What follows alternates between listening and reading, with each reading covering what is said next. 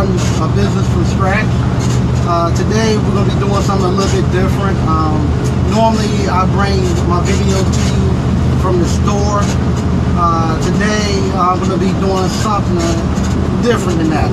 I'm actually in our little delivery pickup truck, and I'm actually going to take y'all out on the road for a little bit to see some of my partners' projects they got going on. Also, if you can, kind of ignore the noise and stuff going on. Hope it won't bother you too bad. But this is to give you a good view of how a business really looks. I'm going to give you a couple of minutes to let people kind of join in and see what's going on. Hopefully you can hear me well, you can see me. If so, if you can hear me, if anybody join in, just hit, I can see you and I can hear you okay, and we'll start to proceed on. Okay, what this topic is about today is going to be a little different. It's about what I call hustler porn. And I put the topic out there last night. I got a couple of inquiries from people. What was I talking about? Was it the hustler porn, the Larry Flynt version, which is not quite that, but it's kind of on the same premise of that type of hustler porn. But hustler porn is a term that a guy named Glendon Cameron, a real good guy who has some business advice and stuff on the internet, on YouTube. You should check him out.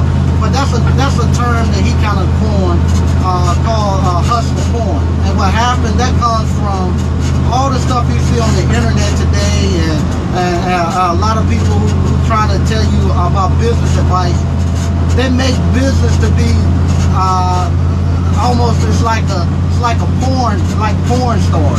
You have people who look at porn stars and look at porn all day. They start to figure that that's the way a relationship's supposed to be. That's the way you're supposed to be intimate, and that's the way your wife or girlfriend is supposed to look like. And until they get to a point where they get so wrapped up into what they're looking at on porn stuff that they can't have an actual relationship with a real human being, because they got this messed up analogy of how they think it should be from watching so much porn. Where business has gotten to be the same way. If you start to look at stuff for business, you see all these guys with Lamborghinis, you see guys with Ferraris, you see guys living in mansions, and you see guys dressed up in $4,000 Taylor suits. You see them showing the diamond Rolexes. Well, that has became to be hustler porn. What happens, people look at that and they start to say that's the way business is supposed to look. It's supposed to be all sexy, and I'm supposed to be making $1 million. I'm supposed to have a Lamborghini. I'm supposed to have a Ferrari. When in actuality, this is what business is. It's not the Lamborghini. It's the actual box truck that I'm sitting in. This morning, I had to go out because we got the tax season coming around, and we need to get our inventory up. So this morning, I had to head out first thing this morning, 6:30, to go out and go to pick up some merchandise so that we'll have on Monday for our technicians to start working to them, because we got a big week coming up for our taxes. So this is what business look like. It's not the expensive Rolexes. It's not the actual Lamborghinis. It's not the actual Ferraris. It's this right here. It's you in a $2,000 cargo van out here flipping appliances or whatever your business is, making money. This is where it starts at. Later on, you can graduate to those things, but when you first get started, no, you're not going to have that. You're going to have this. And that's one of the things. I don't know much about multi-level marketing and whatnot, but that's one of the issues I have with multi-level marketing. The one time I did go with someone to one of the interest meetings, it was a lot of fluff. It was a lot of people up there screaming, if you want to be in diamond level, raise your hand, and you want to dress like this, and you want to make this much money, and see how I live. And it was just a lot of hype game, but it wasn't a lot of I got substance out of it. It could work for some people. Evidently it does, but I thought it was more hustler porn, where they get all hyped up, buying to their products. Now a lot of times I found out that's how they were making their money. They weren't making their money from the actual business, but they were making their money from getting people buying into trying to have their lifestyle. They were buying into that lifestyle. And same thing happened with a lot of people with the business now who come on the internet and they have the Lamborghinis. They're trying to get you to buy, they say, buy my program, I teach you how to look like me. And because you buy into that program, you actually afford them to be able to live that lifestyle. So that's what I'm talking about when I say hustler porn. So the reason I went to the hustler porn thing today, you know, last week I told everybody that I had my business partners, they wanted to come along and show my group of guys, the group of guys that wanted to learn how to build businesses. So my business partner said, yeah, I'll be more than happy. Bring them out to a couple of our projects. We'll meet them out there. We'll show them how to how we got started, and I'll walk y'all through the process, help y'all put together a business, and help y'all actually start to build your community. Hey, I'm ready to go. Well, middle of the week, I hadn't heard from anybody, so I started sending emails. Hey, y'all still on? Y'all still want to do it? My business partner ready to go. I get an email late yesterday afternoon. They said, nah, man, everybody's too busy. We got stuff to do. So I had to, my business partner called me last night and said, hey, y'all ready?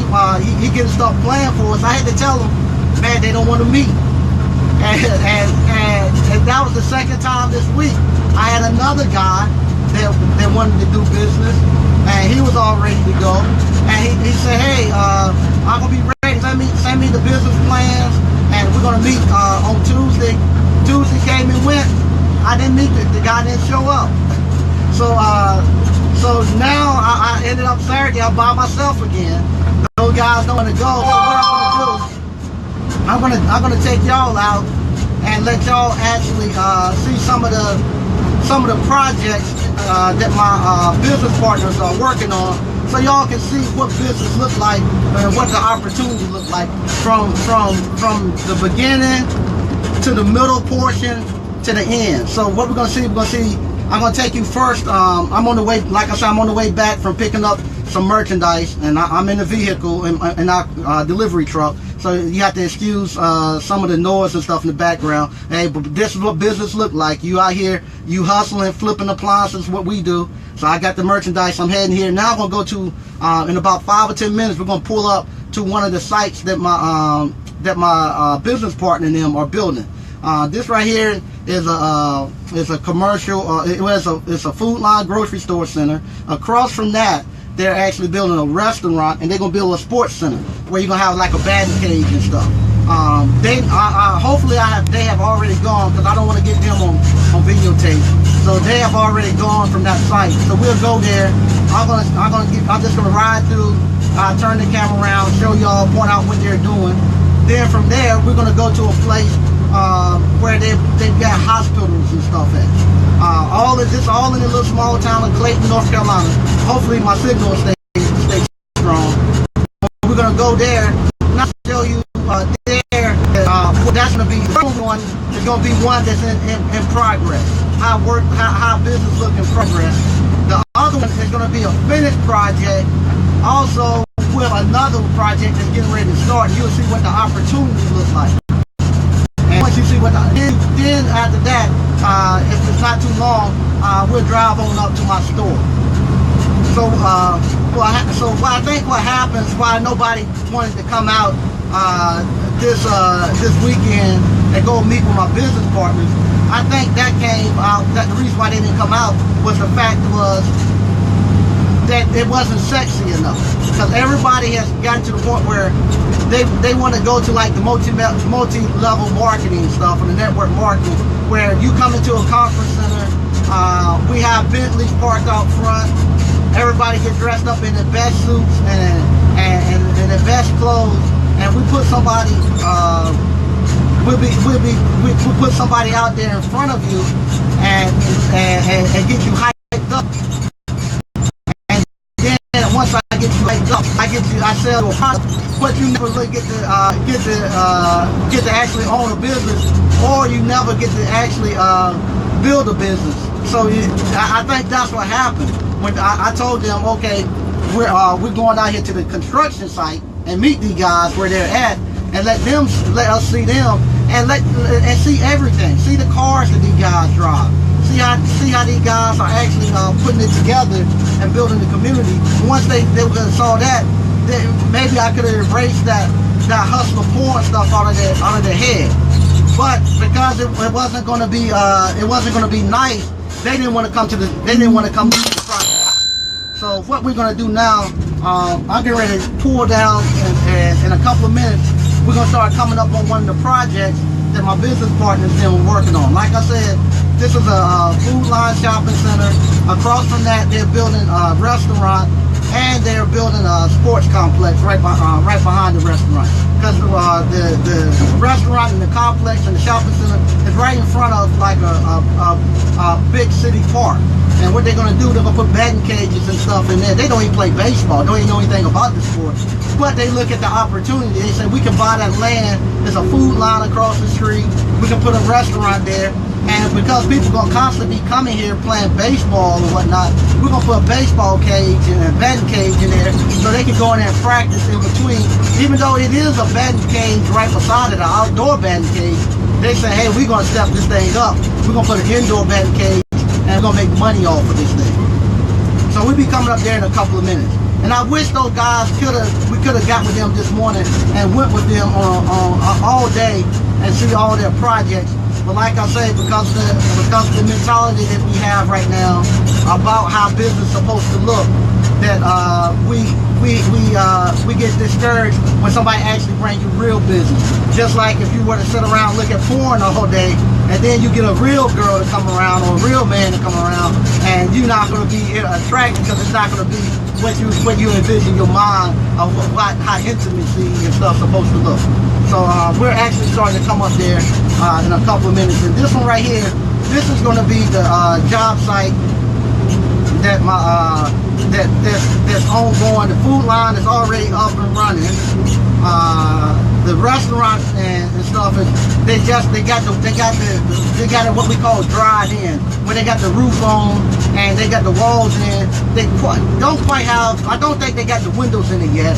We're actually my other partner and I, we're actually going to wire this building for them. So we're going to do the electrical for them also. So I don't think they quite got the windows in. And the other thing about that, where people think business is so easy and stuff, I talked to my partner last night, and they're building a restaurant. And they thought they had somebody that was ready to rent the restaurant from them. Well, the guy's kind of dragging his feet, so we're kind of have to hold up on the electrical because we don't know how they want to get it arranged on the inside. So he said, hey, the guy's dragging his feet. He's supposed to have been here the other day to sign papers. He haven't signed papers. So, but they still going on building the restaurant, but they're saying, hey, we might not have a buyer for it right now, but they don't care. And what I do, I show you a picture of what they do when they get ready to build their businesses. Just like when you go and you see McDonald's put their stuff up, here we grow again, and they show you what the McDonald's is going to look like. But that's the same thing they do. They go to their businesses and they'll put a little poster up of how that thing is going to look. So when they come up to they drive up to their businesses, they look at that poster, and then everybody's in that group, they know what's coming, and then they can make sure that they're getting what they're supposed to have. So we'll be there in a couple of minutes. Like I say, you have to kind of don't mind. I apologize for the noise and stuff in the background with the delivery truck, but I want to show y'all how real business looks. It's not riding around in Mercedes. It's not having Lamborghinis out front. It's about being in your the typical work truck, going out here making money. So like I said, this morning I had to go pick up a delivery of a bunch of appliances because tax season is here. I went to the warehouse, picked them up. I'm heading back, and on the way back, I'm gonna go by a couple of my partners' projects. And once we get up there to the project, I'm gonna actually flip the camera around, and I'll slow down, and I'll show you what they got going on. And we're gonna do two of them. We're gonna do the actual grocery store, restaurant, sports center, and then after we leave there, I'm gonna go over to the hospital. And at the hospital, I'll show you the hospitals and stuff they're building, and I'll show you where the next phase of the hospital and stuff is at. Now I'll show you what that opportunity looks like. Because we all the time want to see the end result. We never actually see with the opportunity, the middle, and all the other stuff. So here we're coming up. So I'm going to flip the camera. Okay. Alright. I'm flipping the camera. You can see this right here is the actual grocery stores and stuff that they got here. Alright. And right here on this side, I'm going to come around. That's where the restaurant and the actual sports center is going to be. And if you look right there on that poster right there, you see that's how the end result is going to be. You see that poster they got right there with the big billboard? That's the end result. They're right there. They go a sports center right there. So when they come up and they come look at their projects, everybody, I'm going to flip back around. Okay. So when they come and look at their project, everybody knows what the end result's going to be. So they go there and they look and they stand around, then they walk around their project and see how it's coming along. And that's how you build your community. And one of the guys that's supposed to have met with me today, he called me this morning and wanted to talk about it. He said he didn't see why. Excuse me for a second. I'm gonna try to plug my charger back in so my phone won't go dead. One of the guys that leads that program came by and he wanted to talk to me. He wanted to know why is it that I believe that we have to have economics. He didn't think economics played that well of a part. He thought we need to be more on spirituality. We need to be more in getting relationships back closer with God and whatnot. Now, I said, true, it is. Because what he does, he looked at business men as Donald Trump or as Michael Jordan. Because that goes back to the hustler pool, where only person that they show you as a businessman is somebody who's less than Michael Jordan and Donald Trump. They probably less than 0.002% of businessmen out here. So we get that impression that, hey, what he told me, he said, I don't like their lifestyle. He said, I think their lifestyle is bad. They can't stay married. They don't seem to enjoy being around their families. They don't have meaningful relationships. And I had to tell him, well, that's not businessmen. That's what the media portrays to you as businessmen. They make up a very, very, very small percent. The majority of businessmen is going to be my business partners. Is going to be like myself, where we're not going to be multi-million-dollar business people. You're gonna make a decent living. You can come out here, make $150,000-$200,000 in Clayton, North Carolina. Stop me shaking so much. In Clayton, North Carolina, $100,000. You can live very well in Clayton, North Carolina, off $100,000.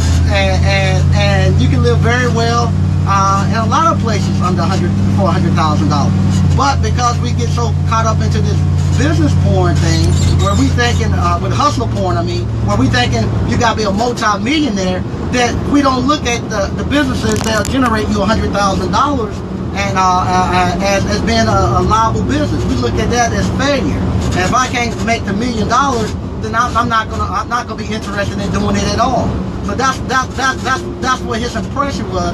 And I said, no, man, you gotta come out there and see the actual business people who are actually building your community, and you see their relationship with their family, see their relationship with their spouse. Because those guys, we know that we can't leave our wives because we don't have that much money to absorb a big hit like that. If you divorce your wife and you gotta lose half of everything, and a lot of times in our business dealings, when you go into a partnership, that's written in the partnership. You get divorced, hey, you out, because nobody gonna deal with you and a disgruntled spouse. So we can't afford to do that. So most of the time, you're gonna make it work, and you're gonna trying to leave a legacy for your kids. So you're not gonna be there trying to get away from your kids and stuff. You're trying to build something to leapfrog them. So that's another thing, because the way the country have us thinking is the fact that everybody's supposed to start from scratch. It doesn't work like that. The business owners, like my partners and them, they tell me all the time they're not going to make any money off of this stuff because their kids will reap the rewards. So when their kids come along, their kids don't have to start from scratch. The other week, last week, I was trying to help a young guy get started with business, and I thought I could help any and everybody. But this young guy, he was so far below the radar of what I even could think of where somebody's supposed to be at his age. I couldn't help him because my idea of starting from scratch is you starting where you got a family member or somebody who got a couple of $100 if you needed to, that you could get a couple $100 from, $200 or $300, that you had transportation, that you know that you're computer literate. But this guy didn't have anything. He was already a couple of months behind on his rent, behind on his light bill, didn't have transportation. I can't work with that. It's only at a certain level I can work at. And what's happening, I'm starting to see that to be more of the norm, where people are coming out and they are $100,000 to $200,000 in student loan debt. They don't have decent transportation. Even though they have college degrees or they graduated from high school, they're not actually trained with anything that they can take to the marketplace. So you actually have to start from dead zero and even show them how to even make a flyer, just a flyer to take out. You got to start at that level. And what I'm finding out, there's beginning to be too many issues out there right now to even get people up there to that level. I've never been that far. I was fortunate, now that I think about it. I always could go back to my parents' house if I needed to. And if I needed to, I had the support from my family, where if I needed maybe $100 or $200, that wouldn't have been no problem to go to one of my family members and get. I've never been in a situation where it's hard still for me to even think of somebody being in that situation. So I can help him. And so our point of references was so far off, I could do anything with them. And that goes to another thing. Because we're not building businesses and trying to create assets, there's no assets within a lot of the family structures now. Yesterday I had to go, I went and met with a guy on a mobile home park. And we were talking. His father was a contractor. His father built the mobile home park, left him the mobile home park. He got 50 mobile homes in there, and he's making $3.5 million off the thing.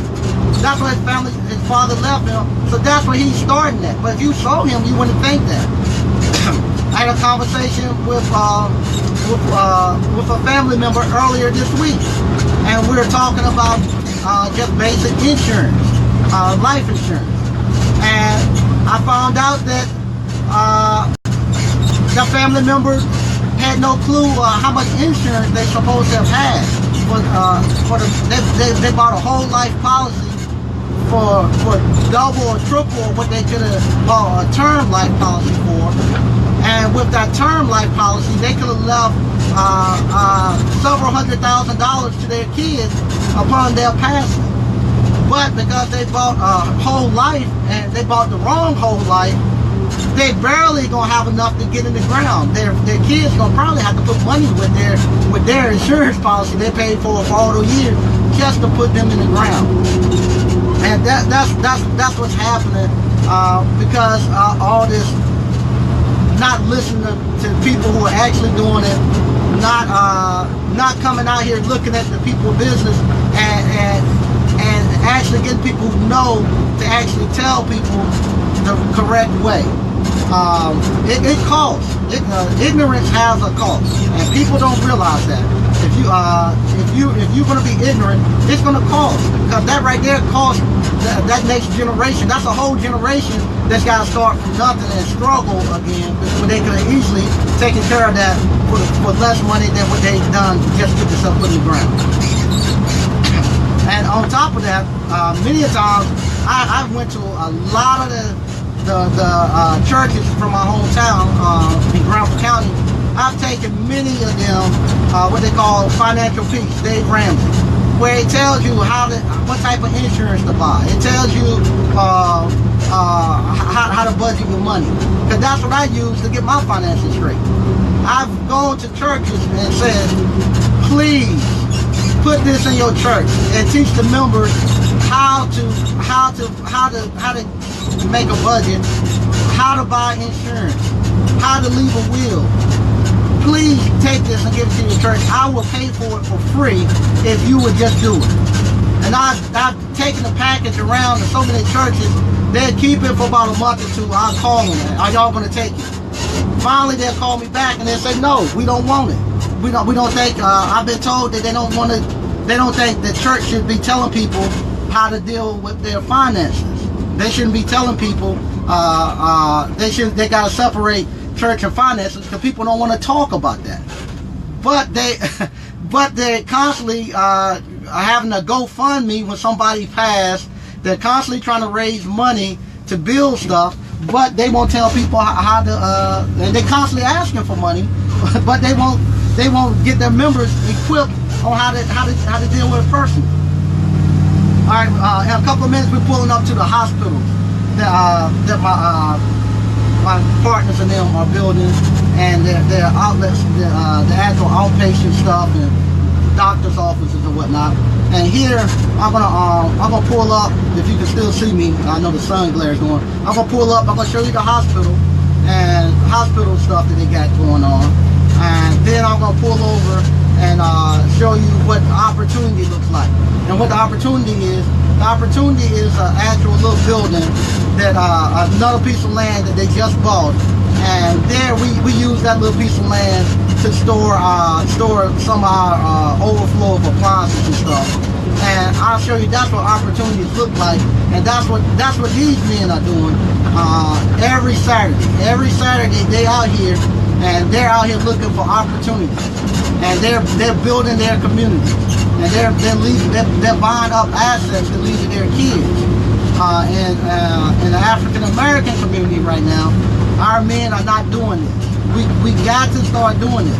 My wife, I always talk about my wife, because we have disagreements about stuff from time to time, about the businesses and about how other people are doing it. And what she always tells me is, why do you care? Why do you care what other people are doing? The reason I care, because I see what they're doing, and our kids are going to have to come and compete with their kids coming up. And we're not equipping our kids to be able to actually even stand a chance against their kids. Their kids going to be so far advanced and ahead of our kids that our kids won't even be able to stand a chance. You won't even be able to afford to live here in Clayton much longer. You won't be able to afford to live in North Carolina or in the United States, for a matter of fact, because we're not buying up any assets. And these guys and other groups know that, and they are here and they're doing it. And we're sitting around and want to talk about it, and we want to see the end results, and not put the hard work in to figure it out and get this thing moving. So what I'm getting ready to do now, I'm getting ready to switch the camera. We're gonna pull up on to where the hospitals and stuff are at. And this right here coming up is Johnson Memorial Hospital. That's another thing I tell people too. You don't have to. People think that you're supposed to. You gotta own and operate the actual businesses there. No, you don't.